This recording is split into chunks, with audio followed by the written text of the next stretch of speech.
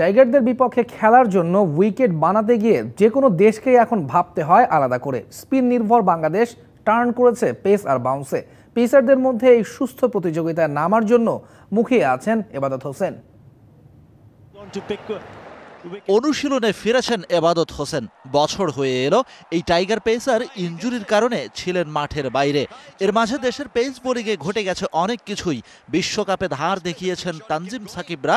পাকিস্তান সফরে পেস দাপটে সিরিজ পকেটে পুরে দেশে ফিরেছেন হাসান মাহমুদ, নাহিদ রানারা। ওয়ার্ল্ডের যে কোনো দেশেই যাই, সবাই অ্যাটলিস্ট উইকেটটা বানাইতে গেলে একটু চিন্তা করবে যে বাংলাদেশের ফাস্ট বোলাররা এখন we have man 152 at this moment. 22 গজে নাহিদ রানাদের বুনো উল্লাস দেখে আফসোসে পুড়েছেন। ফিট থাকলে এবাদতকেও দেখা যেত বল হাতে পাকিস্তান সফরে। বললেন 13 মাস মাঠের বাইরে থাকার কষ্ট অনেক। হ্যাঁ, অবশ্যই আফসোস হয়, কারণ দেখেন আজকে প্রায় 13 মাস হয়ে গেল আমি খেলতে পারতেছি না। ইনজুরি আপডেট যে জিনিসটা হচ্ছে 100% এফোর্টে বোলিং করাটা এখনও ওনারা পারমিশন দেয় নাই। সো আমি স্টিল 70-80 এরকম কাছাকাছি এরকম বোলিং করতেছি।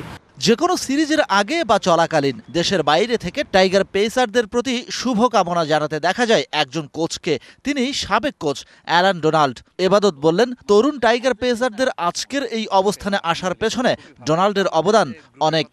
ওনার সাথে আমার 4 দিন আগে ভিডিও কলে কথা হয়েছে। উনি যেভাবে আমাদেরকে সাপোর্ট করেছেন এটা আনবিলিভেবল। আর ওনার কাজগুলো তো আপনারা দেখতেই পাইছেন যে কি পরিমাণে ইমপ্রুভমেন্ট আমাদের। ভারত সফরে দলের সাথে যাবেন এবাদত। ম্যাচ প্লেয়িং ফিটনেস থাকলে খেলবেন সিরিজ, না হলে দেশে ফিরে অপেক্ষা করবেন জাতীয় লিগের জন্য। যাই আগে ইন্ডিয়াতে, then fitness. Shahan Papon, DBC news, Dhaka.